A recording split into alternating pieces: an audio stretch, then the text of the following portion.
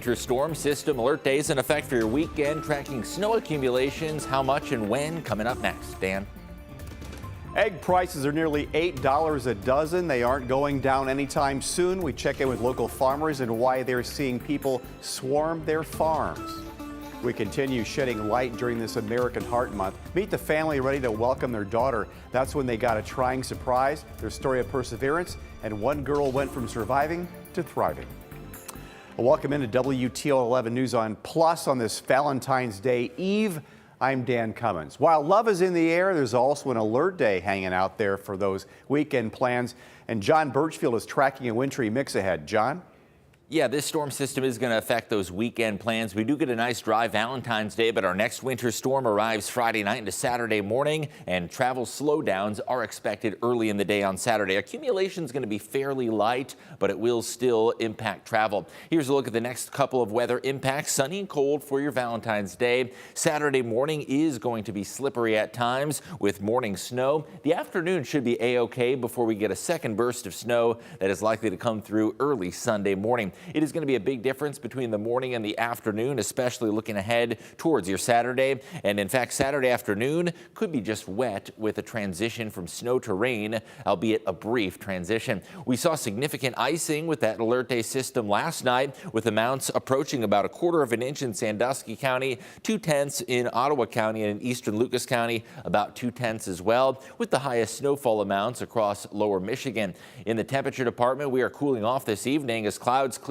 Temps are down into the upper teens in Hillsdale and Williams counties and 20s across the Toledo metro. Winds are also picking up as a cold front drops those temperatures. We're seeing gusts that are over 30 miles an hour in BG, so bundle up and wear that heavier winter coat. Our ice storm system is now off towards the east coast, and it's all eyes on an area of high pressure. That'll at least bring us some short-lived sunshine for your Valentine's Day. 26 with partly sunny skies. There will be a little bit of a westerly breeze, making for a chilly setting, but the sunshine will be nice. Just wear that heavier coat, hat and gloves for Valentine's Day dinner plans. Dry weather tomorrow, sunshine early with a few more upper level clouds late in the day. So when does that next snowfall arrive? It's going to be closer to midnight Friday night into early Saturday morning. It is going to be a pretty quick moving band of snow that coats roadways and leaves behind light accumulations into Saturday morning. Early risers on Saturday will continue to see snowfall. Now remember how I said there's going to be a night and day difference from morning to afternoon? Well, we're going to see temperatures climb to the mid-30s. We're going to see precipitation briefly end,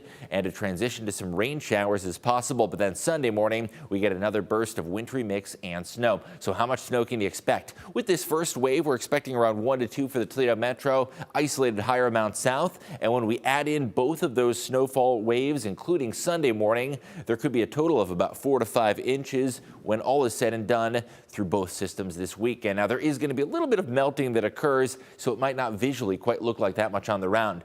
When early Saturday going to be that first weather impact, snow transitioning to rain is likely. I would recommend wearing those snow boots and have the shovel ready, especially in the morning time frame. Travel forecast Saturday morning is going to be snowy, especially on those side roads, and then looking ahead towards the afternoon, that transition to some milder temperatures. Alert day continues through Sunday morning. Temperatures dropping down to the teens and some chilly overnight lows that'll be in the single digits. Dan? John, thank you very much. Our midweek alert day has come and gone, but as John said, more wintry weather is on the way. Megan Hartnett breaks down some simple things you can do if you drive into less than ideal conditions. Neither rain nor snow nor sleet will keep some drivers off the streets. And with wintry weather, the streets can be more difficult to maneuver. Slow down and do everything kind of slow motion. In other words, when you accelerate slower. If you're going to make a turn, you're going to slow down way more than you normally would and make a more gradual turn, so you're going slow enough so you don't slide. Wood County Sheriff Mark Vasilishin says it's the same for braking. Anticipate when you're going to stop. It's more difficult to try and do a hard brake, especially if your car starts to spin. The best thing you can do is take your foot off the gas, slightly turn, and hopefully get yourself out of that spin. And the same thing applies if you notice another car in front of you losing control. Gently steer your wheel, try to avoid that, put yourself in a safe position. Hopefully you have enough space between you and that vehicle in front of you that you do have that time to navigate through that crash scene if possible. Lieutenant Rustin Shack with the Ohio State Highway Patrol says drivers typically pay more attention when the conditions are bad, but even when roads may be dry, bridges and overpasses can still have ice. If you're out on the roads, the state law is wipers on, lights on, whether it be for rain, sleet, or snow. And even as a safe practice, you should have your lights on anyway so that vehicles around you can see you. When you're going very, very slowly, turn on your hazards so that way you'll be more visible, and someone coming up behind you will know, oh, they have their hazards on, they're either stopped or going very slowly. Law enforcement says you should make sure your car is in good working condition and that your defrosters and hazards work. If you get stranded, stay in your car, have extra layers and blankets inside, and keep your phone fully charged. That was Megan Hartnett reporting. If you do get stuck, you can call the sheriff's office or highway patrol and they'll go out to help. OSHP says if you're able to move your vehicle off the road, try and do that. And of course, if there's a serious crash, call 911 right away.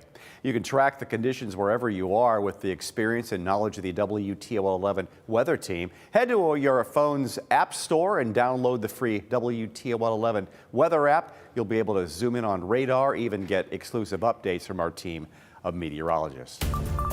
Well, a state court hit pause on a local pastor's criminal sentencing. Pastor Chris Avell runs Dad's Place in Bryan. He previously opened it up as a 24/7 homeless shelter. Avell was convicted last month of violating zoning and fire codes. That led to a fine and a suspended jail sentence. Now an appeals court has granted a stay while his case moves forward.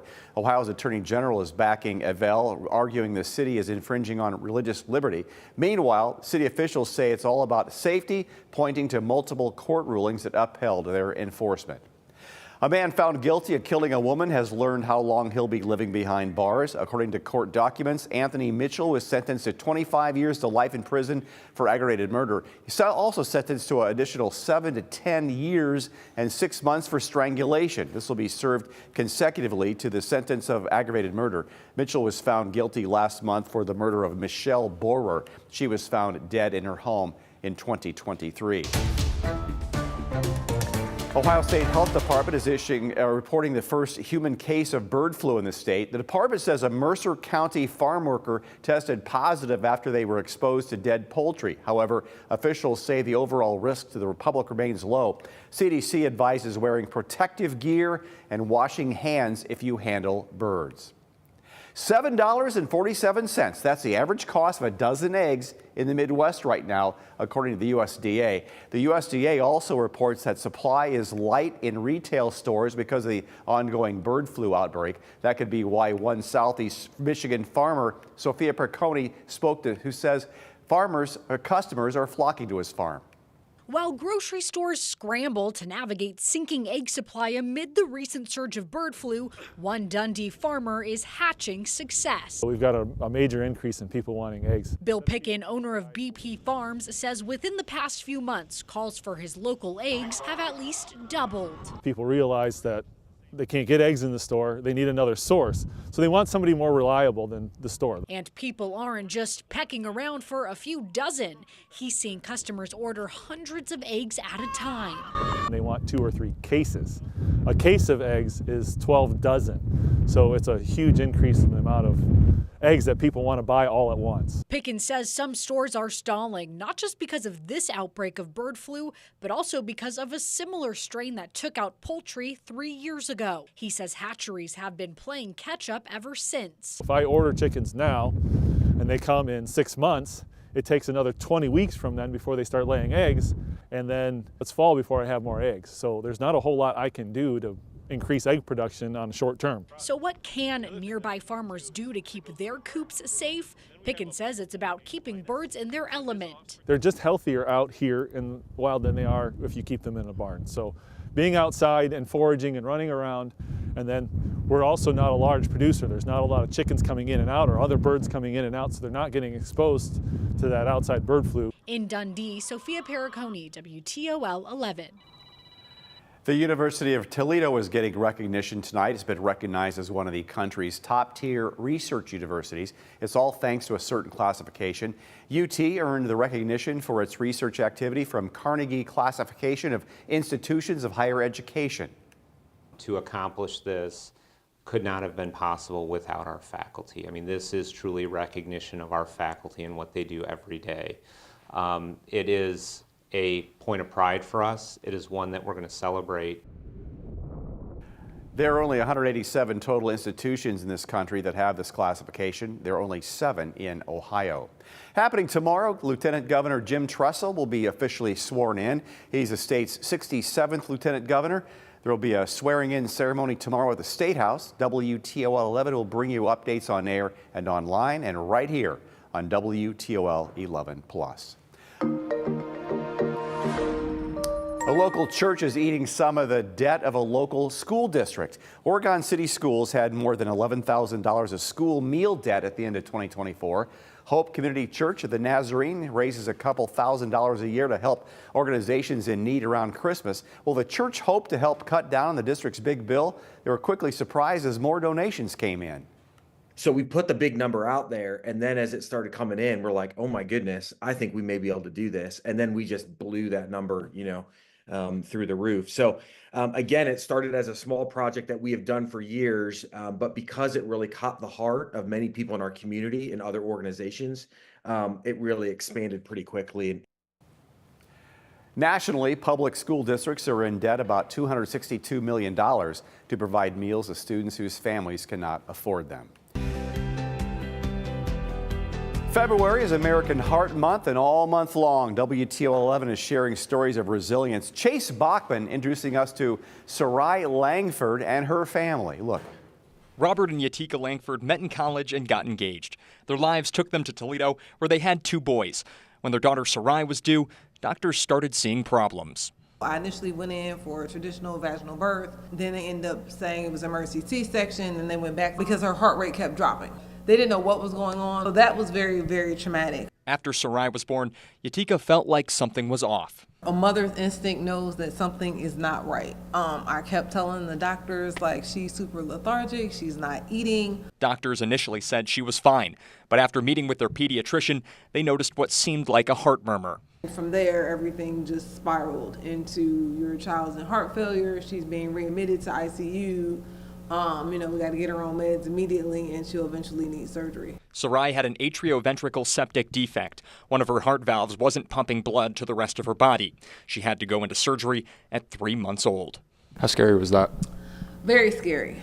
It was definitely something you don't want to hear as a new mom. I don't know if scary even covers it. The family went to C.S. Mott Children's Hospital in Ann Arbor, Michigan.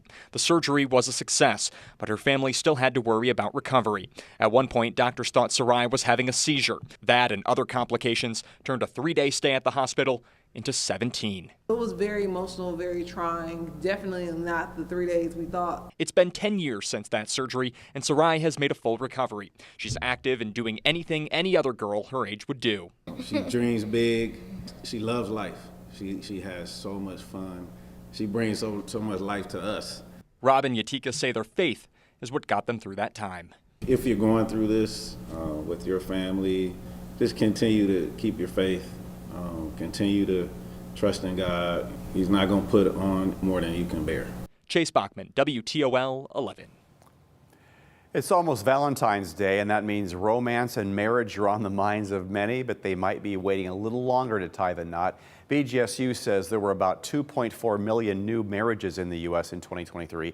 Dr. Wendy Manning is a researcher and demographer at BG. She says while that age people are getting married is increasing for both men and women, still something many Americans still respect. Age at marriage continues to rise into the 30s. And so that doesn't mean that people are rejecting relationships altogether. As I said, most folks are living together.